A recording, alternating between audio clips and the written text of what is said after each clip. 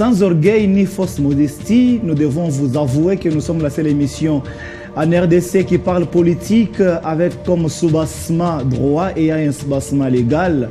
Vous allez vous rappeler que c'est depuis le 6 de ces mois, en cours de l'année 2019, que le gouvernement congolais a été investi au niveau de l'Assemblée nationale au regard de l'article 90 de la Constitution qui dit le gouvernement est composé du Premier ministre, de ministres, de vice-ministres, pour le cas échéant des vice-premiers ministres et des ministres délégués. Mais ce que j'aime, c'est le dernier paragraphe qui dit bien avant leur entrée en fonction, le Premier ministre, bien sûr, présente le programme du gouvernement à l'Assemblée nationale. Cette dernière est appelée à pouvoir l'approuver à la majorité absolue bien avant que le gouvernement soit investi.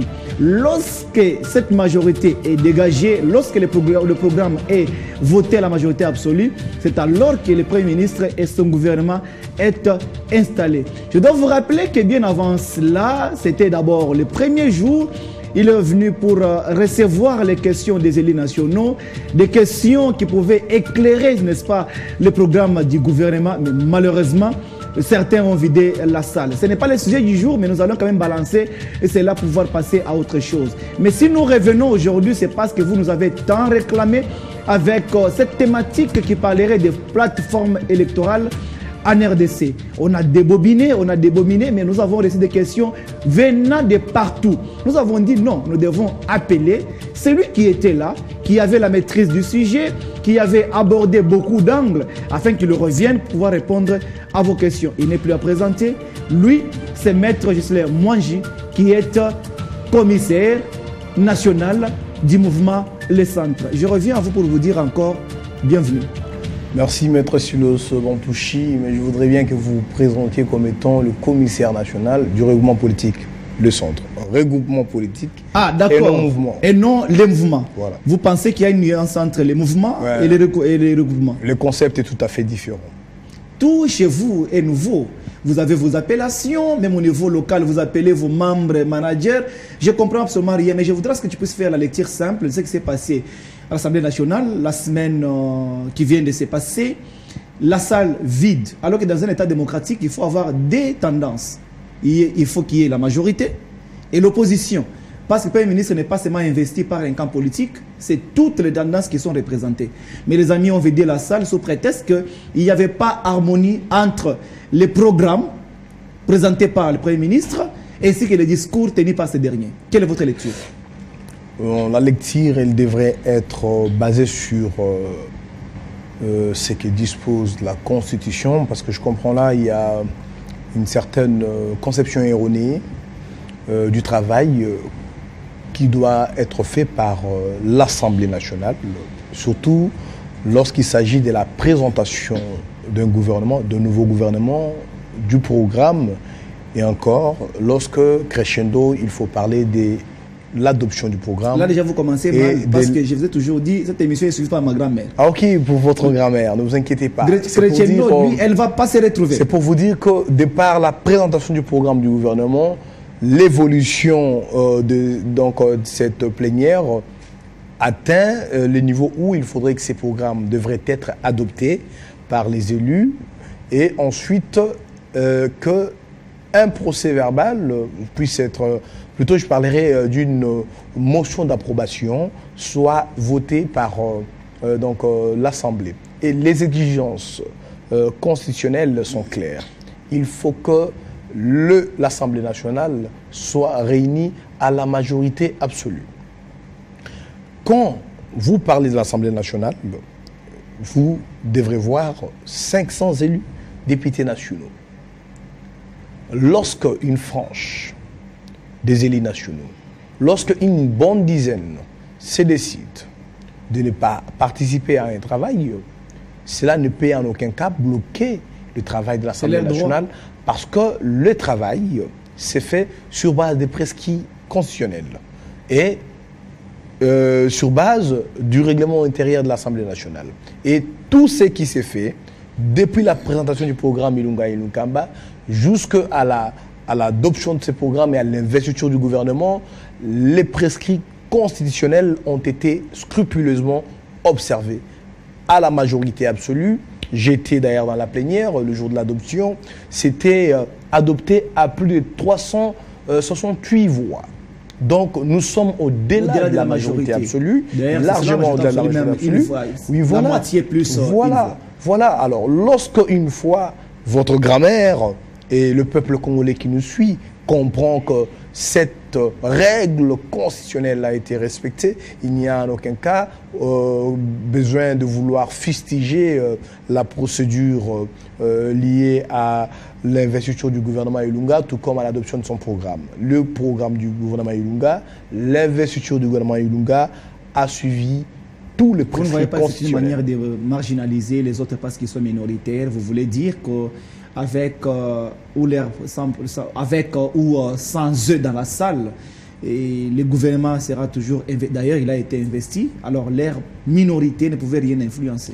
Nous n'avons pas, dans le constat, des actions menées pour désintéresser ou empêcher certains élus, qu'ils soient du camp de l'opposition ou de notre camp, de prendre part à la plénière. Mais bien au contraire, il s'agit d'une volonté, d'une mauvaise volonté pour moi, je pourrais le dire, et d'une démission par rapport à une mission nous confiée par le peuple.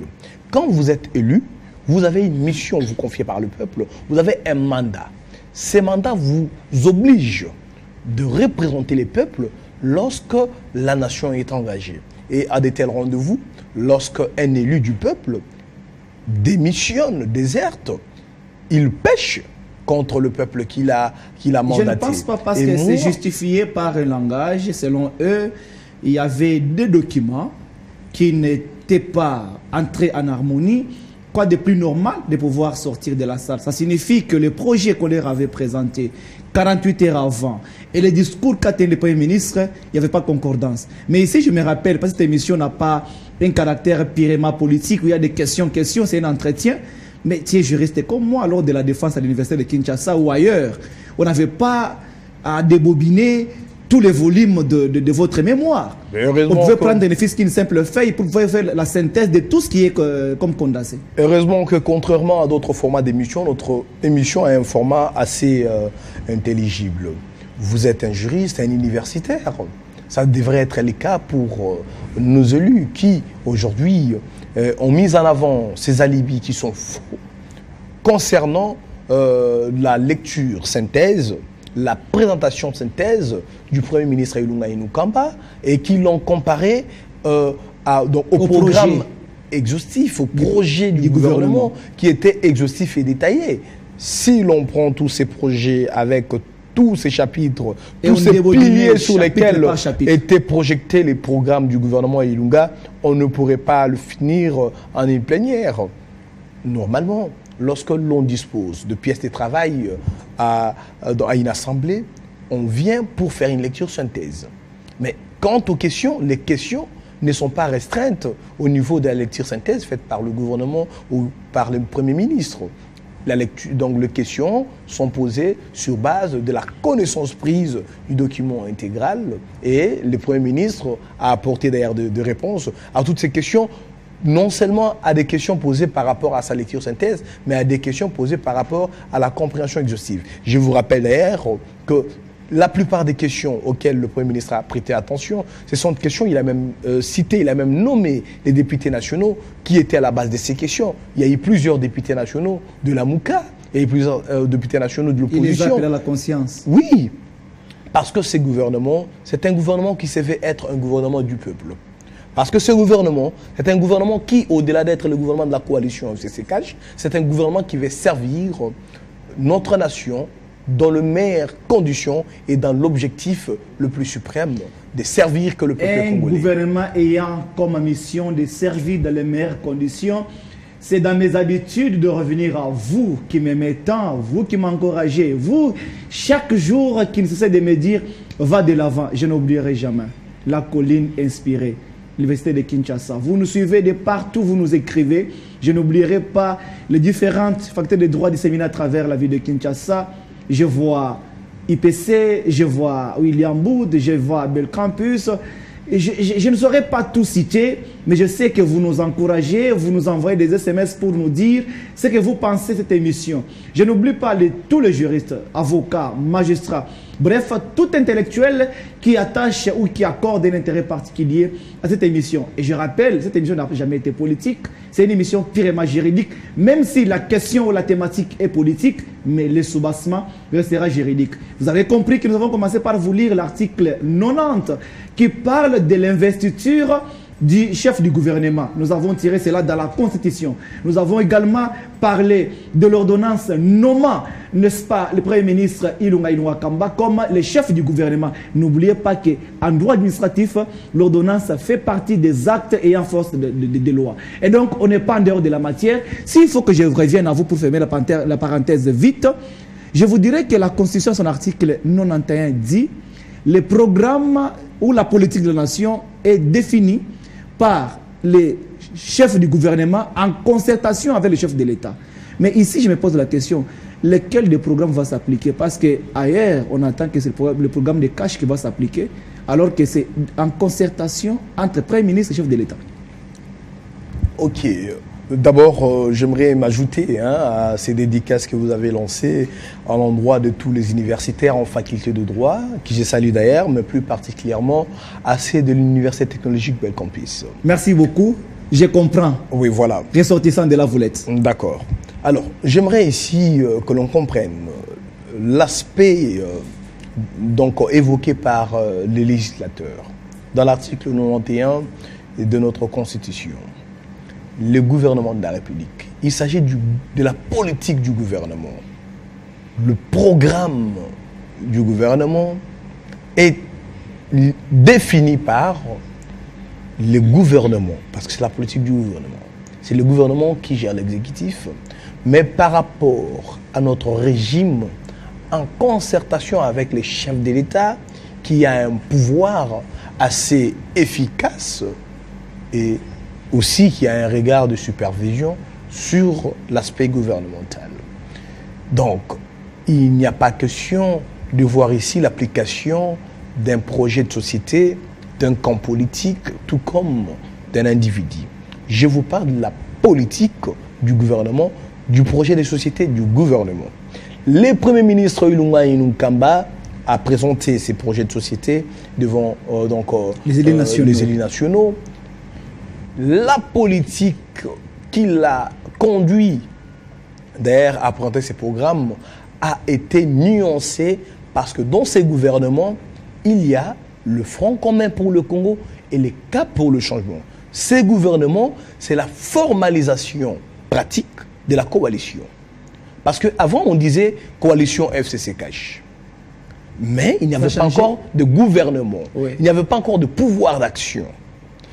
Aujourd'hui, avec le gouvernement Ilunga Inuakamba investi, nous avons formalisé la coalition Front commun pour le Congo, Cap pour le changement. Et le projet de société qui est défini, d'ailleurs défendu par Ilunga Inuakamba devant l'Assemblée nationale, c'est un projet de société qui a tenu compte de la contribution de deux camps politiques qui sont d'ailleurs d'idéologie politique et des programmes politiques en contiguïté. Ça veut dire, ce sont des programmes politiques, des programmes de gestion, de proximité, qui n'ont pas beaucoup de décalage. Donc il y a eu facilement mariage entre la vision du chef de l'État, que d'ailleurs le Premier ministre Ilunga Inuakamba a toujours repris dans tous les chapitres, dans tous les piliers qu'il a présentés. Il dit: nous nous inscrivons dans la logique du chef de l'État qui voudrait que le peuple congolais soit mis en avant, soit mis au centre de l'action politique du gouvernement, ce qui est dit souvent par les slogans « le peuple d'abord », mais également par la contribution en enrichissement de tous les sociétaires de la coalition, c'est-à-dire les ministres, et les acteurs politiques du Front commun pour le Congo et ceux du Cap pour le changement. Ce programme est un programme de la coalition et non un programme qui voudrait une certaine singularisation vous voulez nous avec un confirmer, compte bien avant de politique. quitter cette thématique qui n'était qu'une parenthèse, que ce programme ne pourra pas souffrir comme les autres programmes. Je vous rappelle que lorsque Sami Badibanga a été investi comme Premier ministre à l'Assemblée nationale, il avait un programme qu'il a présenté, un projet, la gratuité de la maternité. Jusqu'à ce jour, ça n'a jamais été appliqué. Voulez-vous me confirmer ici devant la caméra que ce programme ne souffrira pas d'application comme les autres? Je vous ai dit ici que moi-même j'ai pris part à la plénière d'investiture donc du gouvernement. Le Premier ministre Ilunga Ilukamba a dit tout en rappelant que vous accompagnez votre ministre qui est Germain Kambinga. Oui, mais bien naturellement, j'étais là pour accompagner son Excellence Germain Kambinga, qui est ministre, qui est vice-ministre à la formation professionnelle arts et métiers, mais également pour m'acquitter de mon devoir d'acteur politique, mon devoir en tant que citoyen congolais, d'assister à un grand événement qui définit la politique de notre temps. Et là, je ne suis pas seulement allé pour faire l'accompagnement, je suis allé pour comprendre la politique et l'état d'esprit qui anime le Premier ministre. Mais qu'est-ce qu'il dit? Il dit, nous avons aujourd'hui un gouvernement de la coalition, nous avons des défis très immenses, il faut à ces défis un programme audacieux. Ces programmes audacieux, comme on le dit toujours, c'est un projet, c'est des projections. Malgré les difficultés, nous l'avons voulu audacieux pour les affronter. Qu'il y ait par le passé des difficultés à matérialiser cas pour cas certains programmes gouvernementaux, le gouvernement Ilunga Ilunkamba prend l'engagement de ne ménager d'aucun effort pour la réalisation de son projet de société. Et moi, je crois qu'il n'est pas question ici que nous soyons un peu plus craintifs ou pessimistes. Nous devons être sûrs parce que nous avons une équipe aujourd'hui qui naît de la volonté des grandes forces politiques et qui, aujourd'hui, voudrait travailler avec un certain acte d'engagement, acte de performance, voir si vraiment cette équipe, la première équipe de Ilunga Ilunkamba, sera vraiment à la hauteur de ces défis. Mais moi, je crois, que l'équipe soit à la hauteur. Je reste optimiste. On ne connaît pas ce qu'on a connu dans le passé. Optimistes, tous nous le sommes. Voilà. Bien que nous pouvons être déçus, mais ce n'est pas notre espoir. Moi, je vous dis que vous ne serez jamais déçus parce que, étant un proche à ces gouvernements, étant un acteur politique engagé surtout actif. Par rapport, actif comme vous le dites, par rapport à cette heure, je vous dis que le gouvernement Ilunga sera au travail pour réaliser. Parce que déjà, la gratuité de l'enseignement est déjà effective. Parce que déjà, la gratuité de la maternité, la gratuité de la maternité, si elle est effective, c'est peut-être dans votre quartier. Il y en a qui disent qu'ailleurs, ce n'est pas le cas. C'est encore une partie. Vous savez, sur le plan national, ce n'est que 20%. Vous savez, lorsque, voilà, vous avez dit une bonne chose. Ces projets de la gratuité de l'enseignement a débuté depuis très longtemps. Et vous voyez que dans notre constitution, c'est bien mentionné. Oui. L'enseignement des bases, l'enseignement primaire est gratuit. Il fallait que M. Félix arrive pour mettre cela en pratique. Vous allez comprendre aujourd'hui. Le président Félix Tshisekedi inaugure cette application. Mais déjà, la Constitution a été rédigée avant lui et la réhabilitation des établissements scolaires, l'amélioration des conditions salariales des enseignants, l'accord de Moody malgré ses difficultés dans l'application, les efforts fournis par les gouvernements précédents, les régimes avant Félix Tshisekedi ont été tous engagés dans le sens d'en arriver aujourd'hui à ce que nous sommes arrivés avec le président Tshisekedi qui inaugure. Mais on ne peut jamais aujourd'hui accepter qu'une inauguration soit faite sans qu'il y ait eu une architecture, sans qu'il y ait eu un travail de mise en œuvre. La viabilisation des établissements scolaires, la mise en valeur de l'enseignement à ces niveaux-là, toutes les réformes qui ont eu lieu avant même que le président Félix Tshisekedi prenne le pouvoir étaient des prémices, des précursions qui ont permis qu'aujourd'hui, les chefs de l'État puissent inaugurer cette ère nouvelle de la gratuité de l'enseignement, malgré ces plaintes que cela n'est pas assez général. Mais avec le temps, nous croyons que, laissez-moi dire, oui, nous croyons que, comme une fois lancé aujourd'hui, vous l'avez dit à 20%, nous encourageons le gouvernement Ilunga Ilunkamba, le gouvernement de la coalition, à travailler pour que la gratuité de l'enseignement avec le temps puisse être effective et générale. D'accord, effectif et général, là je comprends que c'est comme un vendeur de robes qui ne peut que vendre sa robe en la vantant en disant que c'est une belle robe, il faut l'acheter. Vous comprenez comment il défend à tout prix les programmes de son camp politique. Maître Bampichi, oui, maître, moi je vous concède. Il faut savoir faire la différence entre un acteur politique sérieux. Oui. Parce que nous sommes de ceux-là qui ont décidé de mener une action politique sérieuse. Même dans notre communication, même dans notre communication, je communique sur des questions politiques que je crois et je pense être sérieuses. Je vous parle d'un programme du gouvernement, il faut en faire la différence entre le business, le commerce, entre les mots et les sourires des vendeurs de robes. Ce n'est qu'un exemple. Avec je vois très mal avec le propos en train de défendre de manière négative, n'est-ce pas, l'action menée par sa plateforme ou encore par son camp politique. Je ne parle pas ici de mon camp politique, je parle de la République démocratique du Congo. Je parle Sans oublier que vous êtes acteur politique avec une appartenance connue. Oui, cette appartenance, elle est connue et elle est engagée pour travailler pour le bien de notre population. Et là, je ne fais pas de farces. Et là, je ne vends pas de robes. Je suis ici en train de parler du programme du gouvernement qui se veut un programme de rationalisation et d'amélioration des conditions de vie des Congolais à tous les niveaux. La particularité de cette émission, c'est que même si vous étiez au début très sérieux, par plusieurs minutes qui passent, vous allez un peu vous détendre. Vous l'avez vu, c'est détendre. Question pour moi de revenir vers vous, vous dire que le numéro qui s'affiche au bas de l'écran vous permettra et vous permet d'ailleurs de nous écrire via WhatsApp, via message normal. Pourquoi pas nous appeler après émission pour savoir comment faire pour participer à cette émission, pour savoir comment faire pour être l'invité de cette émission. Mais néanmoins, je vous informe que nous avons parlé et nous parlerons de cette émission de 2 chapitres. Le premier étant déjà clos, nous devons aborder le deuxième qui n'est rien d'autre que les conséquences et les avantages d'une plateforme. Parce que vous le savez, à travers la ville, à travers les Congos, je dirais même à travers tout le monde entier, on en parle de ce que les plateformes électorales, les plateformes politiques congolaises connaissent comme problème à leur sein ou alors le premier fonctionnement pose de sérieux problèmes. Vous voulez nous rejoindre? Le seul moyen que vous avez, c'est nous écrire. Chers amis, ne nous appelez pas de grâce pendant l'émission parce qu'on ne saura pas prendre le téléphone pour vous décrocher. Le mieux à faire, c'est nous écrire. Maître, moi, la dernière fois avec vous, ce plateau, nous avons parlé des plateformes de la RDC qui sont multiples jusqu'au point de parler des plateformes et des méga plateformes. Et d'ailleurs, il faut féliciter que l'avantage des plateformes aujourd'hui, c'est le fait pour nous d'avoir le ministre qui est le vôtre, même si ça vous fera mal, mais au moins vous devez nous parler aujourd'hui des avantages et inconvénients des plateformes. C'est quoi d'abord les conséquences, bien avant de parler des avantages?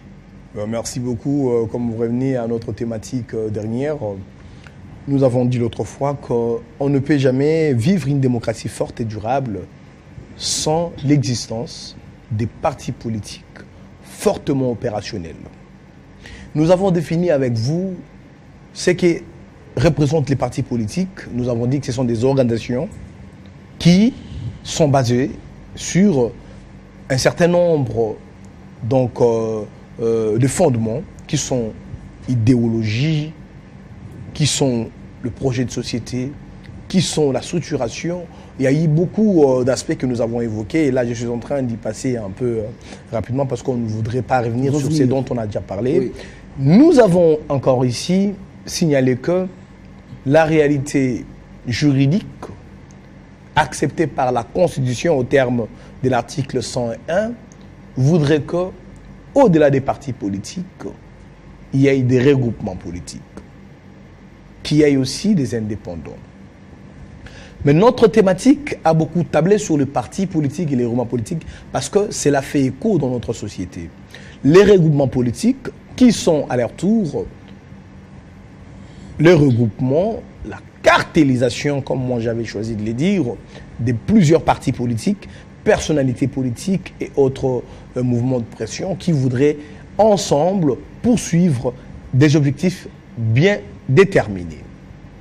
Nous avons avec vous évalué une certaine typologie des partis politiques en termes d'objectivité. Bien sûr. Cette typologie a reconnu au moins 3 sortes de partis politiques, regroupements politiques.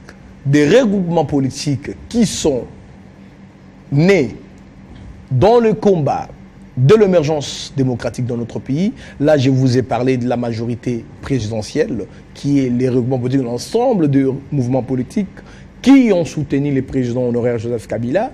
Je vous ai parlé du Rassemblement, qui est l'ensemble de partis politiques qui ont, à leur tour, exigé le respect des mandats du président de la République et le respect de certaines pratiques démocratiques dans ce pays. Nous avons aussi évoqué la dynamique de l'opposition qui s'ajoute aussi à cette même lutte. Mais nous avons encore reconnu le deuxième type qui était les regroupements politiques nés donc de l'enjeu électoral par rapport à la présidentielle.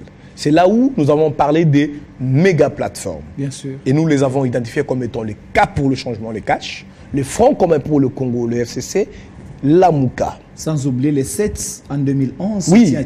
Voilà, là c'est par l'histoire parce que déjà, dans notre numéro passé, nous avons évoqué l'historique même. Bien sûr. Et pour dire que ce n'est pas à la veille des élections de 2018 que nous avons connu le regroupement politique. C'est là a vu le jour depuis la veille de notre indépendance. Oui. Donc, nous sommes dans une logique où aujourd'hui, il faut accepter la réalité des regroupements politiques et des partis politiques. Mais aujourd'hui, nous sommes en train de voir quels sont les avantages et les inconvénients. Voilà la raison pour laquelle je suis revenu, parce que vous m'avez vous-même signalé qu'il y a eu plusieurs préoccupations. Bien sûr. Il fallait que nous puissions... les conséquences et les avantages. Voilà. Alors, moi je voudrais d'abord qu'on puisse évoquer le désavantage. Les désavantages qui sont d'ailleurs aujourd'hui la cause de plusieurs conflits au niveau des regroupements politiques. Au niveau de votre famille politique? Non, je ne parle pas de ma famille politique parce que je parle de l'arène politique en général. Tout à fait. Sur tout l'échiquier politique national, il y a eu des difficultés. Je ne vais pas exclure une seule famille politique qui n'en a pas eu. Et surtout avec la sortie récente du gouvernement, nous avons constaté qu'il y a des frustrations dans toutes les familles politiques. Il y en a qui ne sont pas retrouvés alors qu'ils étaient membres influents des plateformes. Bon, influents, c'est entre guillemets. Alors, vous ne voulez pas l'appellation en fait, l'influence est vérifiable. Hein. Nous avons évalué, surtout nous, au Front commun pour le Congo, l'apport ou le poids politique en termes d'un facteur numérique par rapport au nombre des élus, tant au niveau provincial, national et sénatorial. Nous avons évalué, nous, l'apport d'influence des mouvements politiques ou des personnalités politiques par rapport à leur présence sur la scène politique. Et je ne pense pas que quelqu'un voudrait à lui seul se taper une casquette influente. Il y en a un qui a dit qu'il est influent parce qu'il est la deuxième force du FCC après le PPRD. Je vais en venir. Donc je voudrais maintenant répondre, comme vous avez dit, par rapport aux inconvénients. Oui. C'est pour directement tomber sur la personnalité politique que vous avez évoquée au sein des regroupements politiques. Je vois là les regroupements politiques, les plateformes politiques et en même temps le méga plateforme. La gestion des ambitions politiques est l'une des causes des difficultés dans la vie des regroupements politiques. Vous prenez par exemple le cas de M. Modeste Bachi Lukobo qui, pour son cas, voudrait lui dire que le fait qu'il a un bon nombre des élus, il a une ambition politique qui devrait aujourd'hui se prévaloir l'exclusivité de la candidature au nom de ses regards numériques. N'est-ce pas logique? Je peux admettre que cela soit logique. Mais la gestion de l'ambition politique au sein d'un parti politique... Quitte l'aspect individu voilà, pour appartenir à la plateforme. Je suis en train d'évoluer avec vous. Oui. La gestion des ambitions politiques au sein d'un parti politique, au sein d'un regroupement politique, tout comme au sein d'une méga plateforme politique, devrait aussi accepter d'être sanctionné par la tradition démocratique. La tradition démocratique, elle est plus simple. Vous présentez une ambition politique, elle doit être approuvée à la majorité par les sociétaires de votre parti politique. Si on veut quitter le niveau de parti, on arrive au niveau du regroupement politique. Vous présentez une ambition politique et devrait être sanctionnée, validée à la majorité par les sociétaires de votre regroupement Comment elle politique. doit être validée au moment où dans votre plateforme il existe pas ce qu'on appelle les primaires pour soumettre ses ambitions et qu'on puisse apprécier? Voilà, je vous ai dit, contrairement à d'autres donc méga plateformes. Moi, je vous dis, par exemple, au niveau de mon règlement politique, les centres, nous avons eu des primaires. Parce que quand il fallait présenter des candidats aux élections, il y a eu une primaire qui devrait voir dans telle circonscription quel est le candidat qui a présenté beaucoup d'éléments de conviction pour que nous puissions l'aligner à la course. Cela a été aussi le cas pour le Front commun pour le Congo. Nous avons vu la conférence des présidents au sein du Front commun pour le Congo donc, organise des primaires. C'est-à-dire, elle recueille, parce que la coordination du Front commun pour le Congo recueille les ambitions politiques des uns et des autres, les soumet au niveau de la conférence des présidents et il y a l'approbation dans la considération de la tradition démocratique. L'approbation majoritaire passe et je vous avais expliqué l'autre fois que par la suite, la sanction de l'autorité morale qui en lui est reconnue une magistrature morale par les sociétaires du Front commun pour le Congo finit par une approbation finale. Et c'est pour vous dire que de toutes ces étapes, une ambition politique au sein d'un parti politique, au sein d'une plateforme politique, au sein d'une méga plateforme politique, devrait parcourir la voie démocratique et ensuite bénéficier de l'approbation de tous. Voilà les cas pour M. Modeste Bathily-Kobo, c'est cas qui est d'ailleurs de triste mémoire. Vous avez vu vous-même que la famille politique n'avait pas approuvé et vous avez connu, vous avez vu la réalité lors de vote.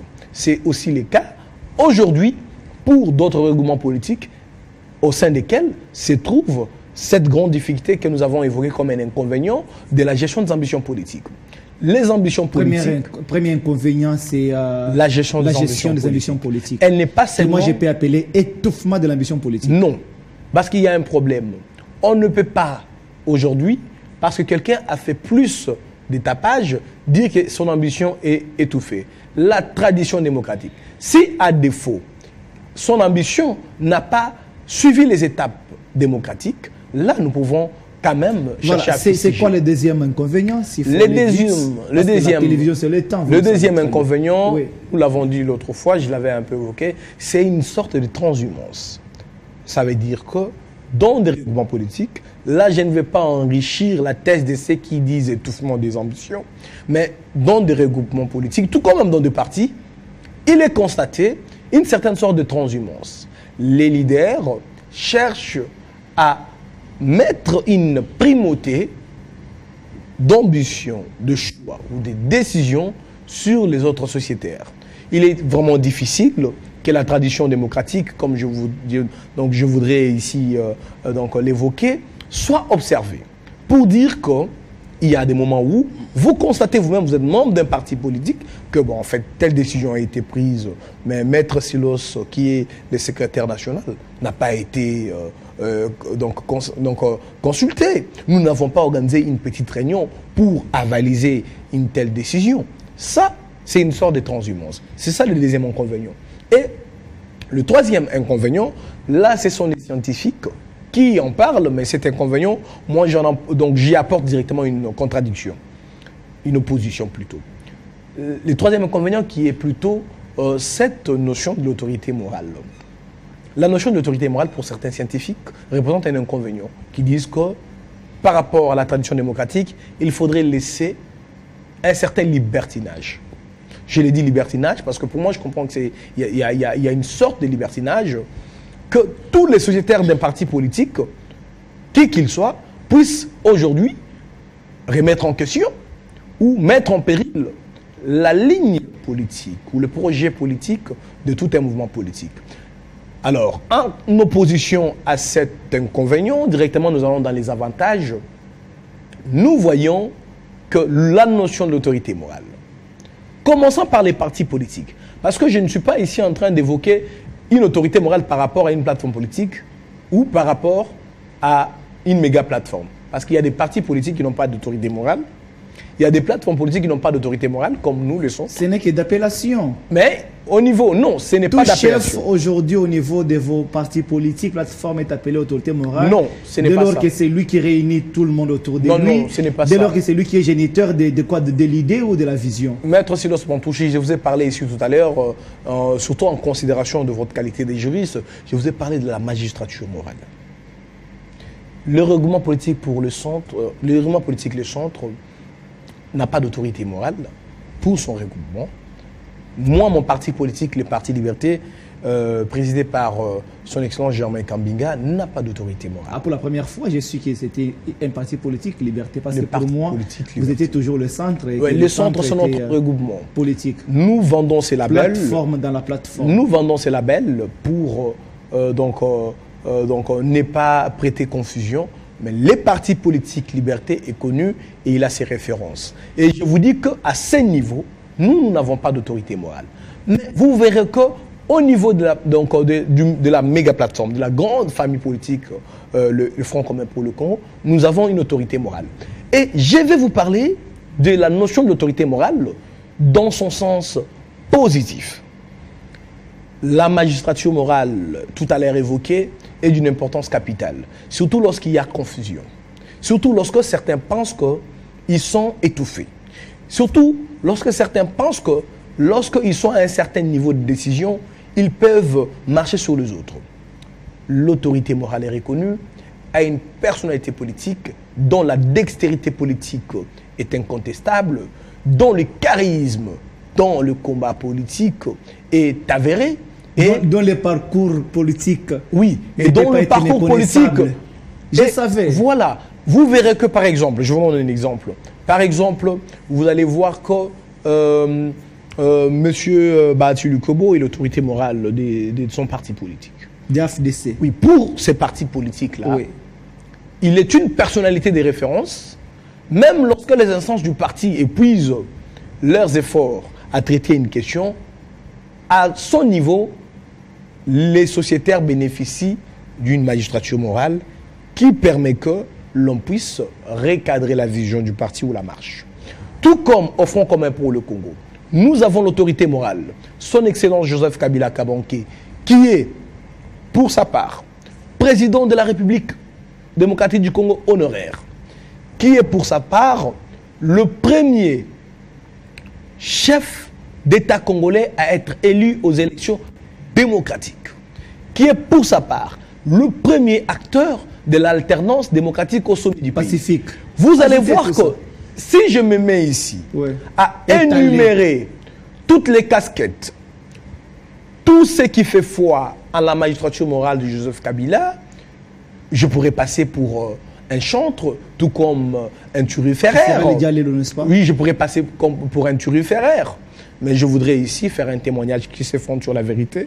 Parce que... Bien avant qu'il fasse son témoignage, qu'il me soit permis de vous rappeler que la télévision, c'est le temps. Nous sommes en train de chuter et partir petit à petit vers la fin. Il va parler d'un avantage ou de deux. Et ce sujet, apparemment, il ne finira pas aujourd'hui. Vous qui nous suivez de partout, je vous rappelle que la thématique est affichée au bas de l'écran. Et vous voulez nous écrire, les seuls et l'unique moyen que vous avez, c'est celui-là. Nous écrire via WhatsApp, via message normal. Mais néanmoins, il n'est pas interdit de nous appeler après émission pour savoir quels sont les mécanismes de participation, quels sont les mécanismes qu'il faut mettre en jeu pour que nous puissions remplacer celui qui est assis. Parce que lui aussi a toqué à la même porte. Nous avons aimé les droits, nous l'avons fait avec passion. Parce que ce que tu fais, fais le bien. Et ton avenir en dépend. Maître Gisela Mwangissi, il faut revenir à vous. Je vous dirais que la télé, c'est le temps. Et là, de nous parler de l'avantage, bien avant de nous séparer. Et voilà. Alors, ces avantages, comme je l'ai évoqué, surtout en opposition avec ces scientifiques qui fustigent la notion de l'autorité morale, qui est une notion qui sécurise nos organisations politiques à grand échelon, a été prouvé parce qu'aujourd'hui, on ne fait pas de la politique comme étant une science exacte. On doit ici vérifier la politique par rapport à l'histoire, par rapport à la pratique. Et cela vient d'un acteur politique, un praticien de la politique. Je vous ai dit ici que l'autorité morale que nous avons, surtout nous au Front commun pour le Congo, a fait preuve que cette notion d'autorité morale a été d'une indispensabilité capitale pour pouvoir gérer l'alternance au sommet de l'État et tout ce qu'il y a eu comme alternance au niveau des assemblées provinciales, au niveau des gouvernements des provinces, au niveau de l'Assemblée nationale, au niveau du Sénat et même pour le nouveau gouvernement. C'est parce que nous avons, au-delà de toute notre structuration, une instance, une personnalité qui est comme une autorité morale, dotée d'une expérience avérée, dont personne ne peut émettre le doute. Et moi, je voudrais encore ajouter d'autres avantages. Lorsque nous avons parlé des partis politiques, par l'histoire, nous avons vu que le parti politique était d'une descendance ethnico-tribale qui, déjà à l'époque, avant l'indépendance, étaient d'abord des partis politiques qui étaient d'ailleurs des mouvements. Nous en avons parlé, tels qu'Abaco et tout ça. Et que les règlements politiques, bien que certains scientifiques le reprochent d'être hétéroclites par rapport à l'idéologie politique.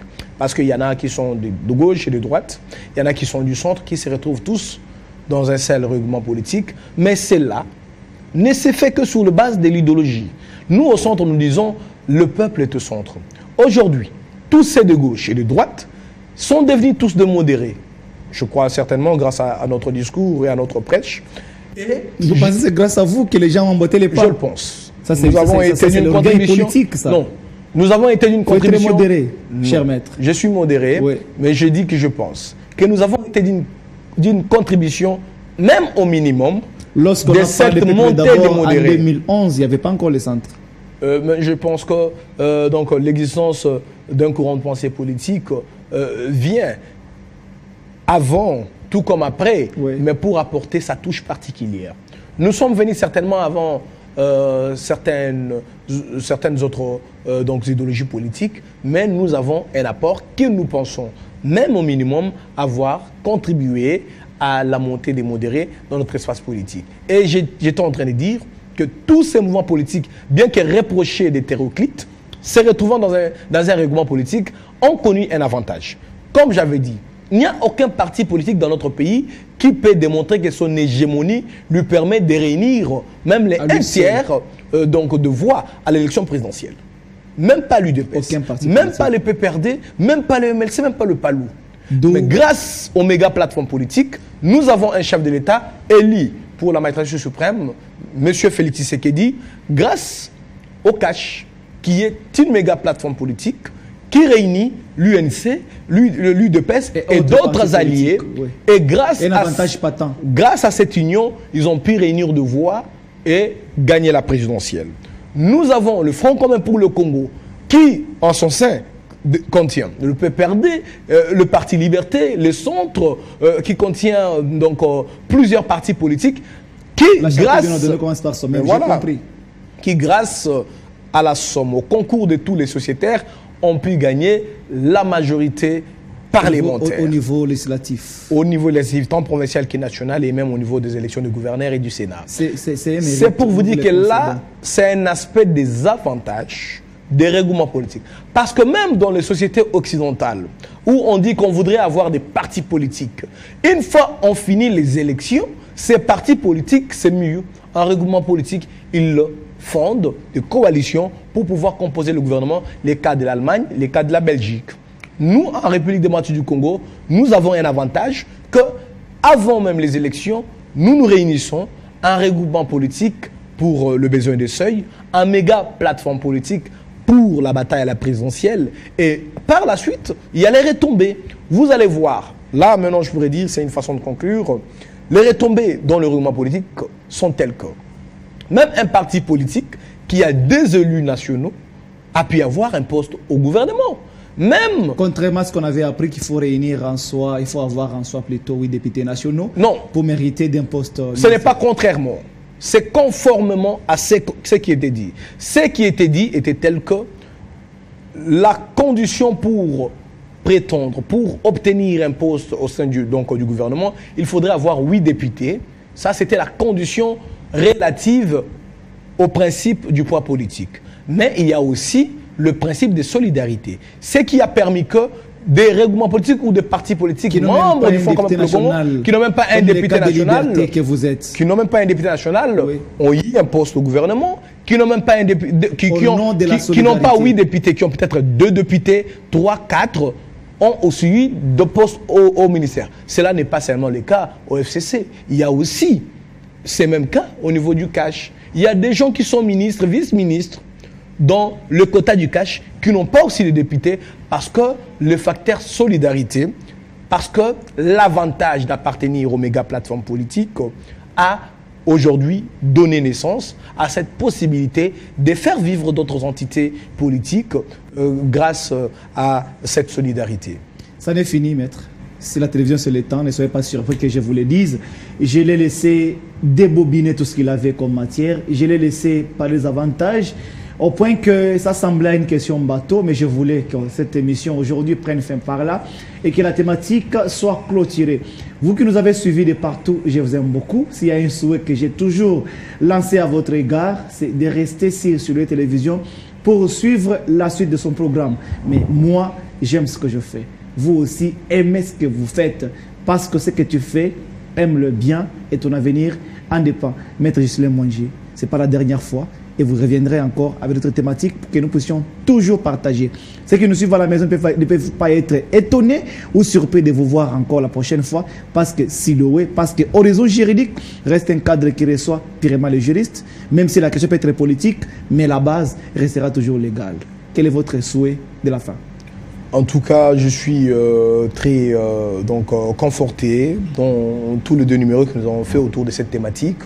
Je suis très reconnaissant envers votre accueil et envers votre entretien aussi riche et qualitatif. Je suis reconnaissant aussi à l'égard de Siloé TV, qui est une œuvre à accompagner, à soutenir encore davantage, et pourquoi pas Horizon Juridique, qui est ce cadre qui nous a permis d'échanger autour des aspects combien importants de notre espace politique. À la prochaine, nous sommes disponibles à revenir échanger tant qu'il le faudra et quand il le faudra pour enrichir encore notre compréhension et la compréhension de notre population à ce jeu qui est à la fois politique et juridique. Merci. Merci.